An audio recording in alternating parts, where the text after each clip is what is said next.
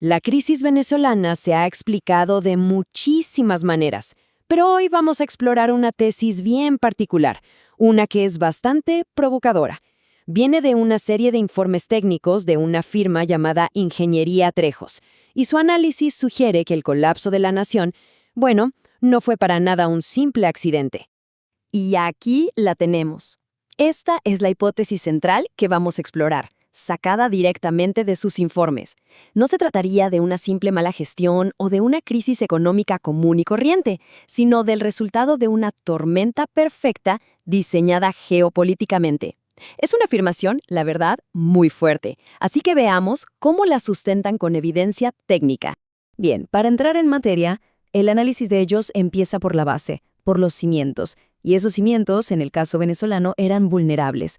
Lo describen como la anatomía de un petroestado. Para entender el colapso, primero hay que entender esa debilidad que ya existía. El concepto clave aquí es algo que los economistas llaman la enfermedad holandesa. A ver, ¿qué es esto? Imaginen que un país empieza a recibir una cantidad, pero una cantidad brutal de dinero por vender una sola cosa, en este caso petróleo. Lo que pasa es que su propia moneda se vuelve súper fuerte, y eso hace que sea baratísimo importar de todo, pero carísimo producir cualquier otra cosa dentro del país. El resultado, según el informe, es que el resto de la industria nacional, desde la agricultura hasta las fábricas, simplemente se va atrofiando, se va muriendo.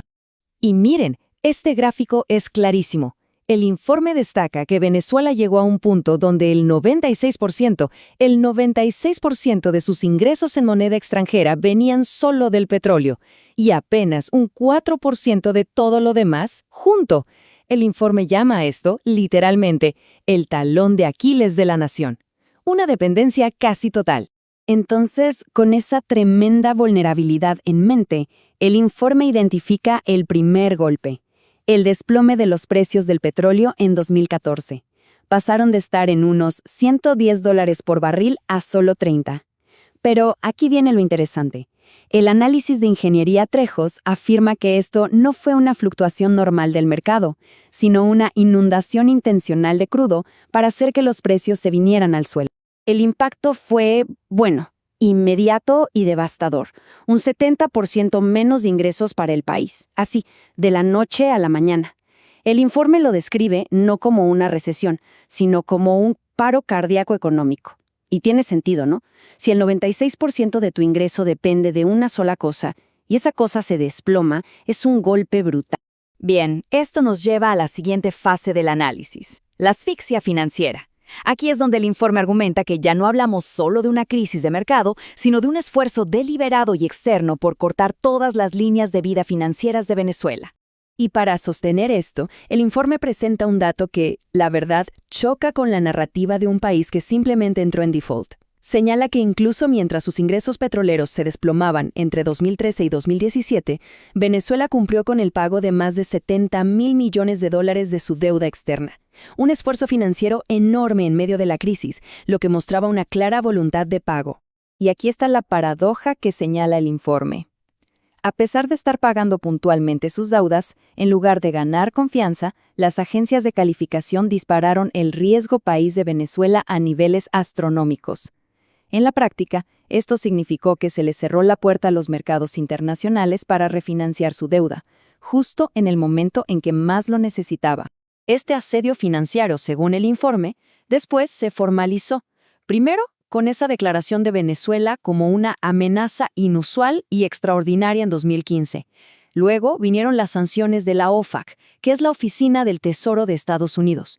Y estas sanciones no solo congelaron cuentas del Estado, sino que también bloquearon a la petrolera PDVSA, le impidieron traer las ganancias de su filial en Estados Unidos, Citgo, y le prohibieron comprar repuestos que eran críticos para sus refinerías. Y esto nos lleva a la siguiente etapa de la narrativa del informe, que pasa del ámbito financiero al físico, el sabotaje directo, según argumentan, a los sistemas de soporte vital de la nación. El informe presenta una hipótesis muy técnica sobre el gran apagón de 2019. Sostiene que no fue solo por falta de mantenimiento y describe una secuencia de lo que sería un ciberataque. Primero, la intrusión de un malware en los sistemas de control de la represa del Guri. Segundo, este malware altera sutilmente la frecuencia de las turbinas. Tercero, los sistemas automáticos de seguridad para evitar un daño catastrófico apagan todo.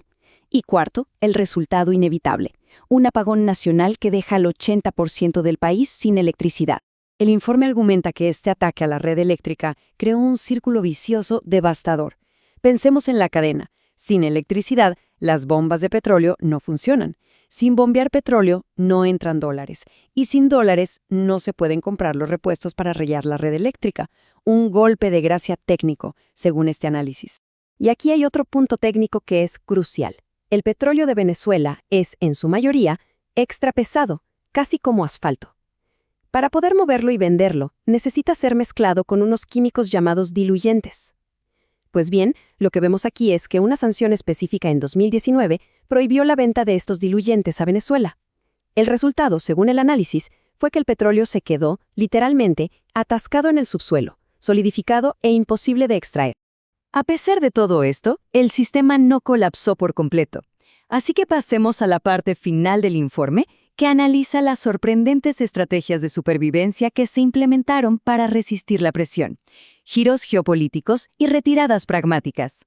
Ante el bloqueo occidental, el informe describe un giro geopolítico completo. Empezaron a llegar buques iraníes con gasolina y catalizadores. Llegaron técnicos de Irán y China para reparar refinerías con tecnología no occidental. Las transacciones del Estado migraron a sistemas de pago de Rusia y China, e incluso se recurrió al uso de criptomonedas para poder saltarse el sistema financiero tradicional. Pero quedaba un problema económico gigantesco por resolver. La pregunta del millón: ¿cómo se detiene una hiperinflación galopante cuando el Estado ya no tiene dinero ni acceso a crédito? Y aquí viene la solución más paradójica de todas, descrita como una retirada táctica. El gobierno decidió permitir la libre circulación de la moneda de su principal adversario, el dólar estadounidense. Esto tuvo dos efectos clave. Por un lado, transfirió la carga de las importaciones al sector privado, y por otro, al anclar los precios a una moneda estable, la hiperinflación se frenó en seco. Y así cerramos con la recomendación final del informe de Ingeniería Trejos. Su conclusión es una advertencia que resuena mucho más allá del caso venezolano. La soberanía de una nación no existe sin soberanía tecnológica y diversificación económica. Una reflexión que nos deja con una pregunta provocadora sobre lo que realmente significa ser un país independiente en el mundo de hoy. Gracias por habernos acompañado.